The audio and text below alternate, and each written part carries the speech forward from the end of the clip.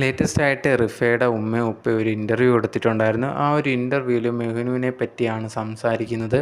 സഫ എടുത്ത് അന്ന് കോടതിയിൽ വെച്ച് കണ്ട സമയത്തെ പറയുന്നുണ്ടായിരുന്നു, നിനക്കും എൻ്റെ മോളുടെ ഗതി വരും എന്നുള്ള രീതിയിൽ പറഞ്ഞിട്ടുണ്ടായിരുന്നു. അവനെ വിശ്വസിക്കാൻ പറ്റില്ല എന്നുള്ള രീതിയിലൊക്കെ പറഞ്ഞിട്ടുണ്ടായിരുന്നു. ആ ഒരു സമയത്ത് ഞങ്ങൾക്കറിയാമായിരുന്നു ഇതെല്ലാം സംഭവിക്കുമെന്നുള്ളത്. അതേ കണക്ക് തന്നെയാണ് ഇപ്പം സഫയ്ക്ക് സംഭവിച്ചിട്ടുള്ളത്.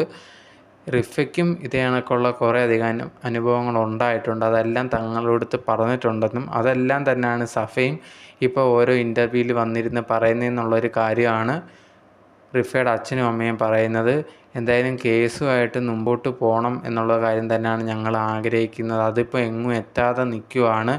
അവന് കറക്റ്റായിട്ടുള്ള ശിക്ഷ തന്നെ കിട്ടണം എന്നുള്ള രീതിയിലാണ് റിഫയുടെ ഉമ്മയും ഉപ്പയും സംസാരിക്കുന്നുണ്ടായിരുന്നത്. അതുപോലെ തന്നെ കുട്ടിയെപ്പോലും അവൻ തിരിഞ്ഞു നോക്കുന്നില്ല എന്നുള്ളൊരു കാര്യം.